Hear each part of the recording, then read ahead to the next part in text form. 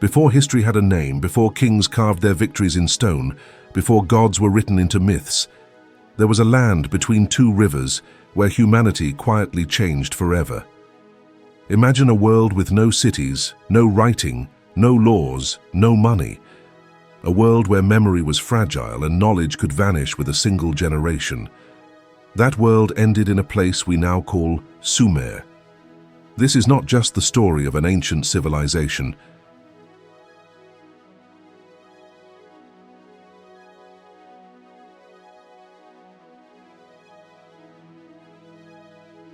This is the story of how we became human in the way we recognize today. And the question that still echoes through time is simple, unsettling, and powerful. How did they know so much, so early? As you listen, leave a comment with your thoughts, doubts, or theories. Some ideas may challenge what you learned in school, and discussion is part of keeping history alive.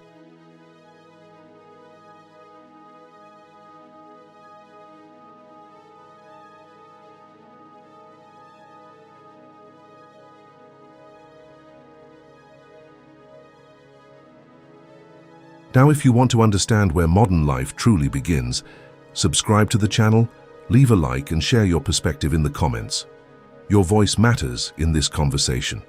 Southern Mesopotamia, around 3,500 years before Christ, was not an easy place to live. The land flooded unpredictably, summers were brutal, resources were limited. Yet against every odd, small communities did something extraordinary. They stopped wandering. They stayed. They built.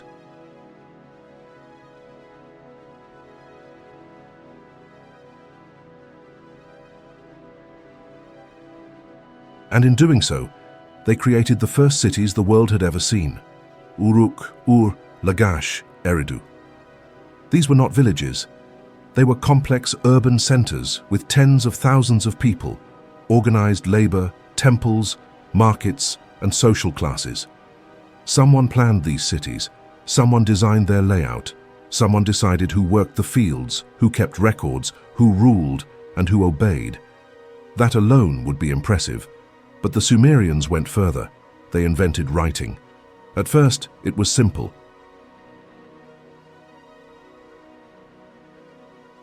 Marks on clay to count grain, livestock, and trade goods, but those marks evolved into cuneiform, a system capable of expressing ideas, prayers, laws, poetry, and astronomy.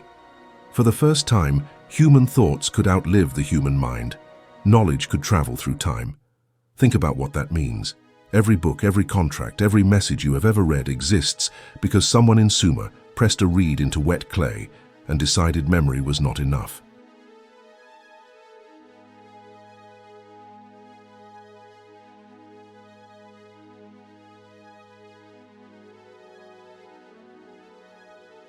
They also created the first known legal systems, complete with courts and punishments. They developed advanced mathematics based on 60, a system we still use today to measure time and angles: 60 seconds, 60 minutes, 360 degrees. This is not coincidence, it is legacy. Their understanding of the sky was equally astonishing. They tracked planets, named constellations, and connected celestial movements to events on Earth. To them, the heavens were not distant.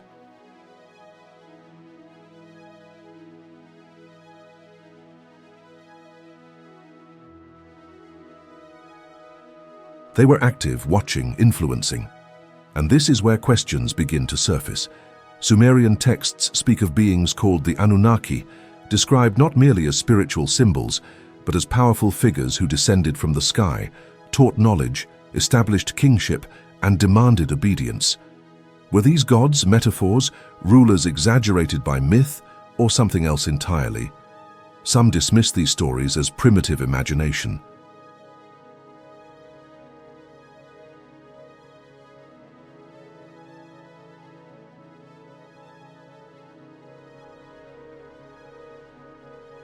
Others argue they represent misunderstood encounters or lost knowledge deliberately framed as myth.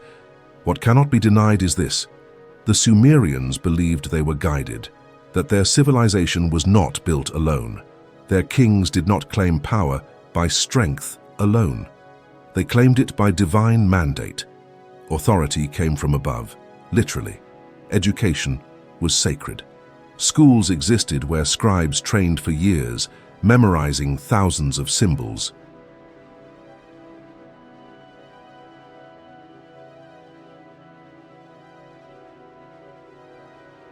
Only a small elite could read and write, giving knowledge immense power. Information was control, and control shaped society. But beneath their achievements, Sumerian life was not idealized. Disease was common, life expectancy was short, fear of the gods was constant. Every success could be followed by famine, flood, or war. They believed humanity existed to serve higher forces, and that belief shaped their morality, their laws, and their silence.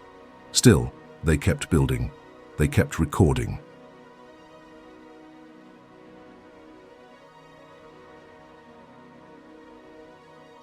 They kept asking questions of the sky and the earth. And perhaps the most haunting part is this: the Sumerians knew their civilization would not last forever. Their texts speak of cycles, of rises and collapses, of cities swallowed by time. They were deeply aware of impermanence.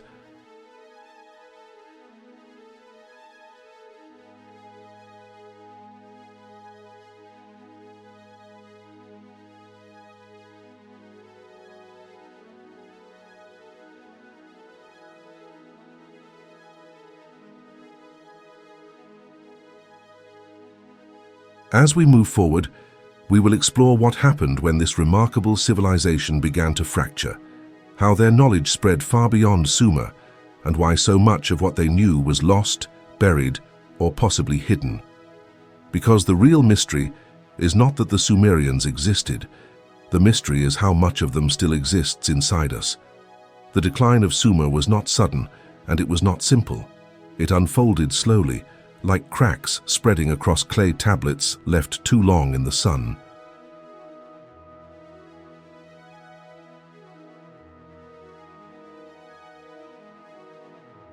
City by city, the balance that once sustained this civilization began to fail.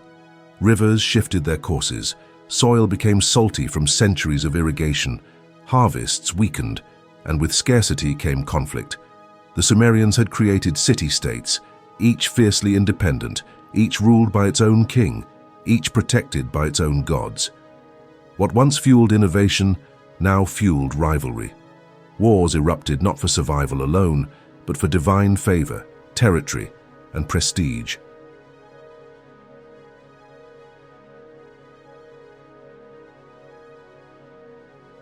The same writing that recorded prayers now recorded conquest. Yet even in decline, their influence did not fade. Instead, it spread. As Akkadian-speaking peoples rose to power, they did something unusual. They did not erase Sumerian culture. They absorbed it. Sumerian became the language of scholars and priests long after it stopped being spoken on the streets. Their myths were rewritten. Their gods were renamed. Their systems remained. This raises an uncomfortable truth about history.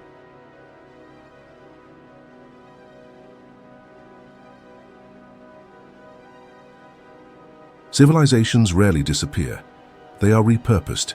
The code of laws, the structure of kingship, the cosmic order connecting sky and earth, all survived under new banners. Even the idea that rulers were chosen by higher forces persisted, echoing across empires for thousands of years. And still the old texts remained. Thousands of clay tablets were buried beneath collapsed temples and abandoned homes. Some were lost by accident.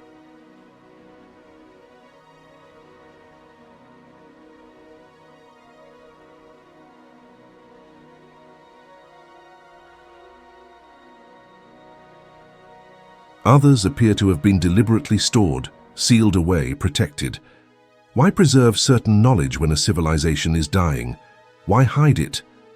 Among these tablets are accounts of great floods, eerily similar to later stories found in religious traditions across the world.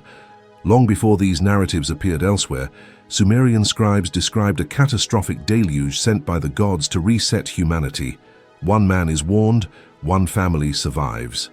Life begins again.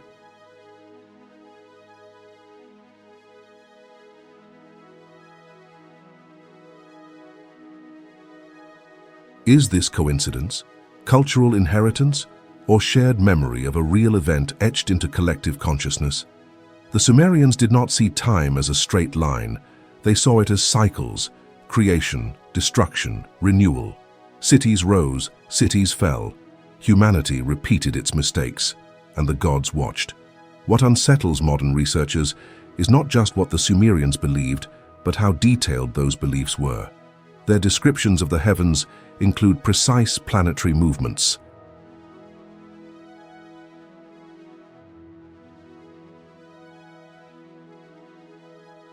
Their calendars aligned with celestial cycles with striking accuracy.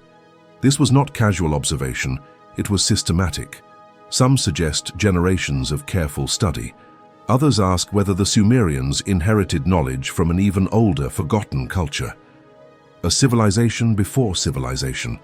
There are references to a time before kings, before cities, when beings of immense power walked among humans and taught them how to build, measure, and rule.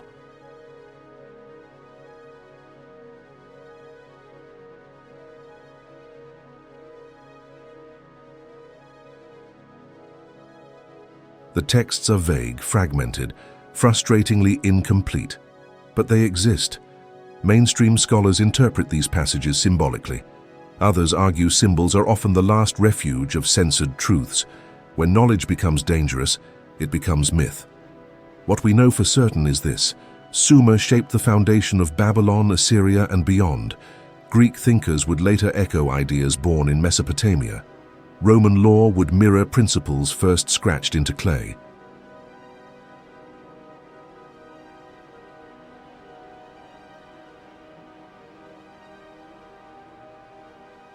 Even modern concepts of justice, time, and authority trace faint lines back to these forgotten cities. And yet, despite this immense legacy, Sumer itself faded from memory for thousands of years.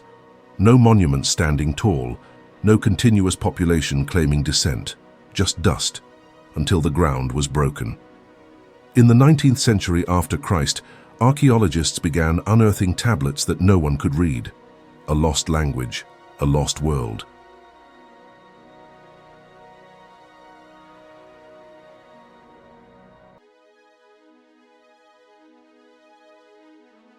And with each translation, history became less comfortable, less simple.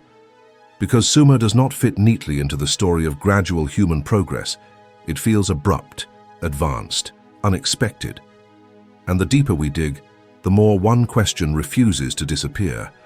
Were the Sumerians truly the beginning, or merely the inheritors of something far older?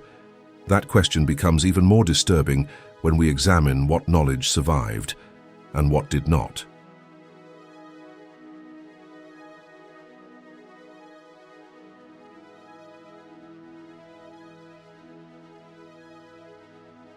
As archaeologists continue to translate the Sumerian tablets, a pattern emerged that was both fascinating and unsettling.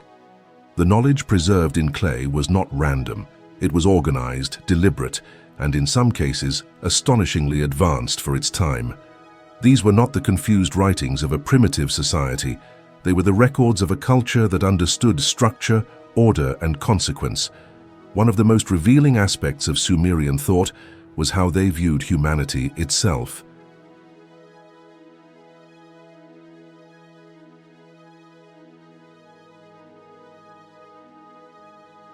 Humans were not the center of creation. They were part of a larger system, created to work, maintain balance, and serve a cosmic hierarchy. This worldview shaped everything from labor to religion, from obedience to law. The gods were not distant abstractions. They were administrators of reality. Each controlled specific domains: water, sky, fertility, war, wisdom.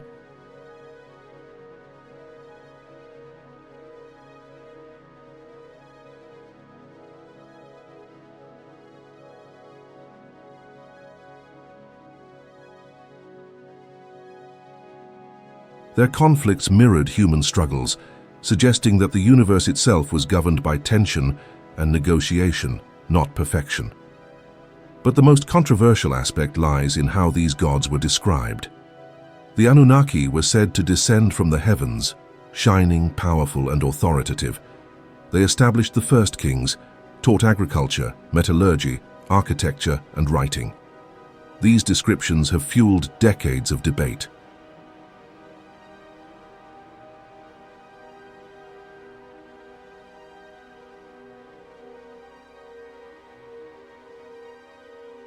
Are they symbolic representations of natural forces, memories of powerful elites, or misunderstood records of encounters that defy modern assumptions? What gives these accounts weight is their consistency. Different cities, different periods, same core narrative. Knowledge did not emerge slowly through trial and error. It appeared fully formed. The Sumerians also recorded detailed astronomical data. They knew the cycles of Venus. They mapped eclipses.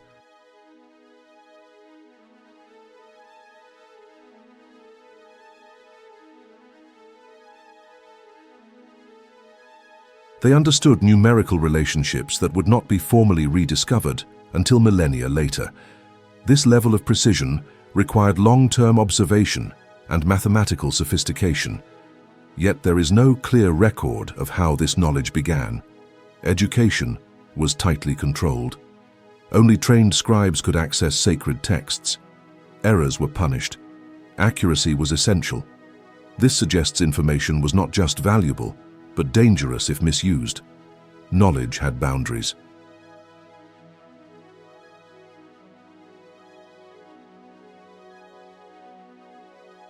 Another disturbing element is how openly the Sumerians accepted human vulnerability. Their prayers are filled with fear, guilt, and desperation. They believed illness and disaster were punishments for unknown offenses. The gods were powerful, but not necessarily benevolent. And still they trusted them. Some tablets describe events that sound less like myth and more like catastrophe. Cities destroyed not by war, but by sudden natural forces, storms that darkened the sky.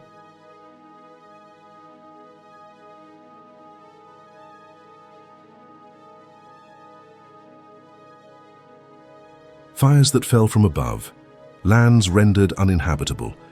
Modern scholars often attribute these to poetic exaggeration, but others ask whether they reflect real events witnessed and recorded by survivors who lacked modern language to explain them.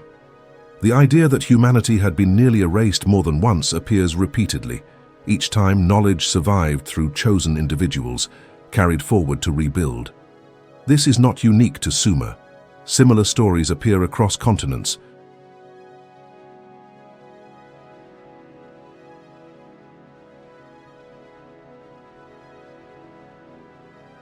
Coincidence stretches thin when repetition becomes global.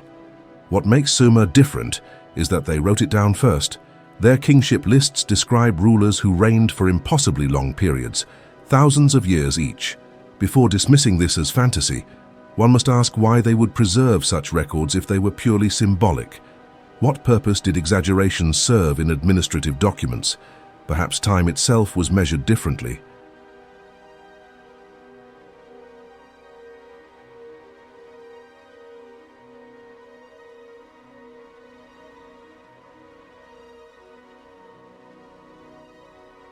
Or perhaps these figures represented dynasties, not individuals. Or perhaps the truth was intentionally obscured. We may never know. What we do know is that Sumer did not see itself as the pinnacle of history. They believed knowledge had been passed down, not invented. They were caretakers of something older. And when their world began to collapse, they did not attempt to preserve power. They attempted to preserve memory. Clay does not burn. Clay survives floods. Clay outlasts empires.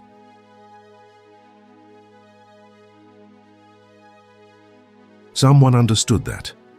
As we continue, we must confront an uncomfortable possibility, that the greatest legacy of Sumer is not what they built, but what they chose to hide, protect, or encode for a future they knew would come.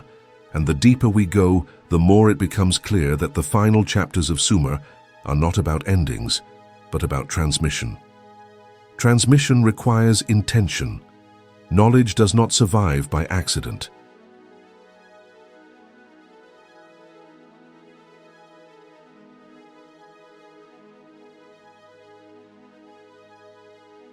And as the Sumerian world fractured under pressure from invasion, climate stress, and internal collapse, the choices they made in their final centuries reveal something profound about how they understood the future.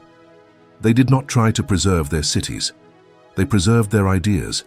As power shifted to Babylon, then Assyria, Sumerian texts became the backbone of imperial education.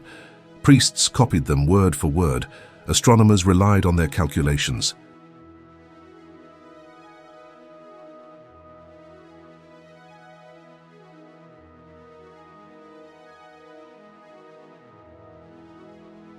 Judges consulted their legal traditions. Even when the Sumerian language faded from daily speech, it remained alive in scholarship, like Latin centuries later. This was not nostalgia, it was necessity. Sumerian cosmology framed reality as layered and ordered. The heavens moved with purpose. Earth reflected those movements. Human society was expected to mirror cosmic balance. When disorder grew, catastrophe followed.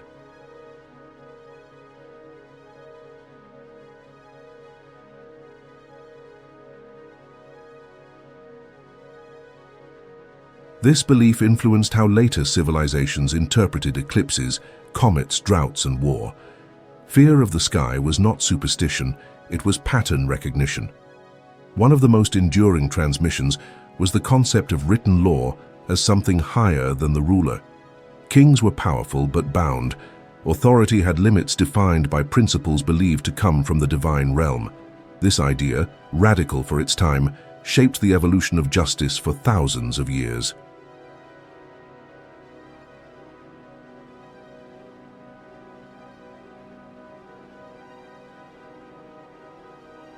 But alongside preserved wisdom, something else happened. Certain texts were copied less often. Some vanished entirely. Fragments hint at knowledge that did not align with later political or religious structures. Ideas that suggested gods were fallible, that creation involved conflict, that humanity was altered rather than simply formed.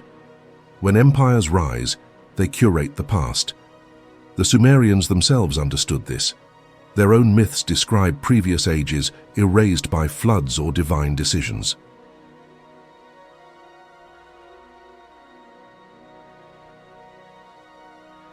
They accepted that truth could be lost intentionally. This awareness makes their record-keeping feel less naive and more strategic. Even their architecture reflects this mindset. Ziggurats were not merely temples, they were symbolic bridges between worlds, built high, layered, precise. Not to reach the gods physically, but to align with them conceptually. Orientation mattered, measurements mattered, nothing was random. Modern analysis shows these structures were aligned with celestial events.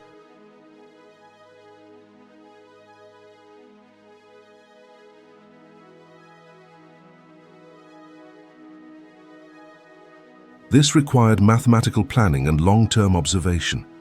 Again, knowledge passed down, refined, protected. And then there is the uncomfortable silence. There are gaps in the record where we expect continuity. Generations missing, details omitted, events referenced but never explained. For a civilization obsessed with documentation, absence speaks loudly. Some scholars argue loss through decay. Others point to deliberate exclusion.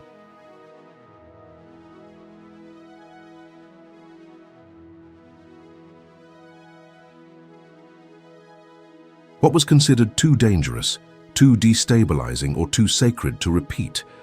The idea that humanity had been created to serve is present, but so is the suggestion that humans once had more autonomy, that something changed, that obedience replaced partnership. Whether interpreted symbolically or literally, this shift echoes in later belief systems. A fall from favor, a loss of knowledge, a world made smaller.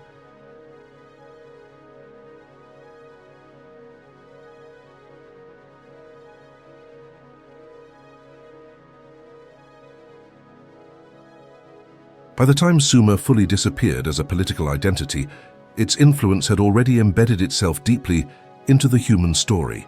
It survived through others, often without acknowledgement. But survival through inheritance comes at a cost. Meaning changes. Context erodes. What was once instruction becomes myth. What was once warning becomes legend. Today, when we study Sumer, we are not just uncovering the past.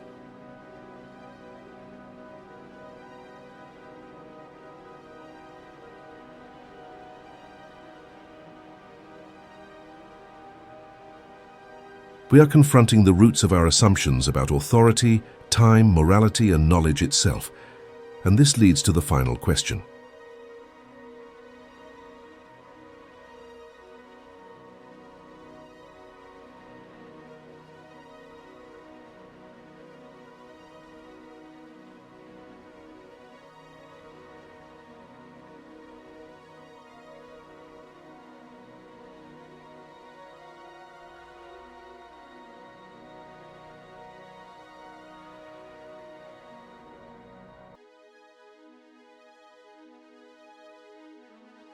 If Sumer believed knowledge came from somewhere else, and that humanity's role was to receive, preserve, and pass it on, then what happens when the chain breaks?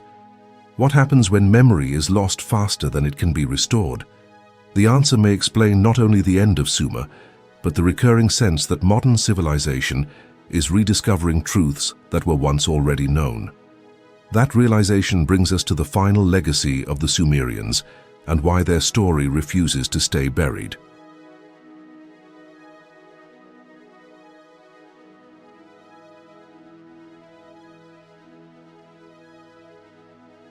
The legacy of the Sumerians is not confined to museums or textbooks. It lives quietly in the structure of our days, in the way we measure time, in how laws are written, in the belief that knowledge must be recorded to matter. Their influence is so deeply woven into modern life that we rarely question where it began. Yet the most powerful legacy they left behind is not technological. It is philosophical. The Sumerians understood that civilization is fragile, that progress is not permanent.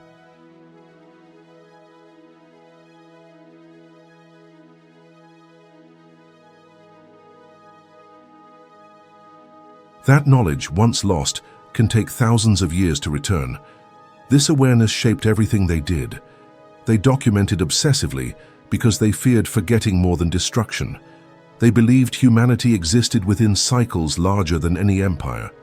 Cycles of growth, arrogance, collapse, and renewal. Their flood stories, their fallen cities, their erased ages were not warnings aimed only at their time. They were messages sent forward.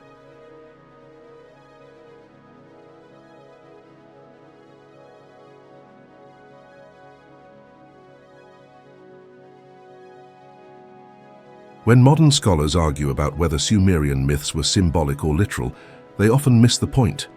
The Sumerians themselves did not draw such a strict line. For them, truth operated on multiple levels at once. A story could be historical, moral, cosmic, and practical simultaneously. This mindset allowed them to preserve meaning, even when facts blurred. The debates around the Anunnaki, the origins of advanced knowledge, and the sudden rise of Sumer will likely never be settled.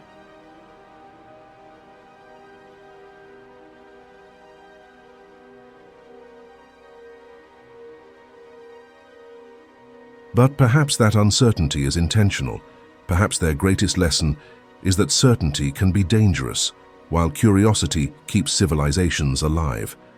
What matters is not whether beings descended from the sky, but why the Sumerians believed guidance was external.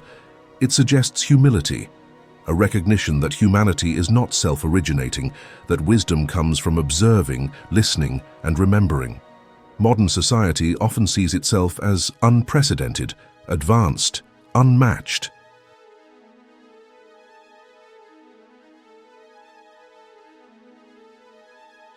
The Sumerians would have recognized that confidence. They would have warned against it. They had seen cities rise faster than wisdom could support them. They had watched knowledge become centralized, restricted, controlled. They understood that when memory becomes power, power decides what is remembered. And yet, despite this awareness, they still chose to teach. Their tablets were not encrypted beyond recognition. They were meant to be found, to be read, to be questioned.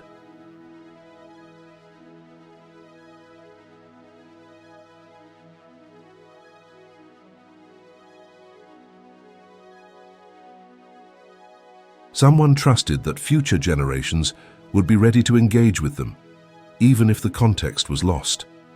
That trust connects us to them across thousands of years. When we study Sumer, we are not uncovering a dead civilization. We are continuing a conversation that was never meant to end, a conversation about who we are, where knowledge comes from, and how easily it can vanish.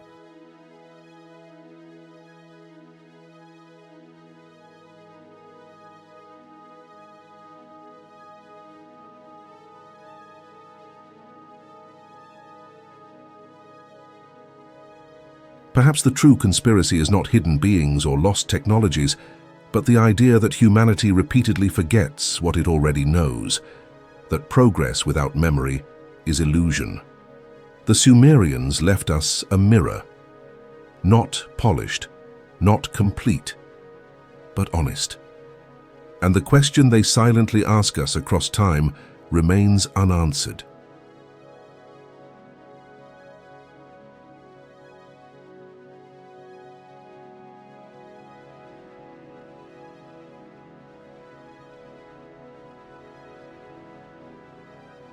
Will we remember?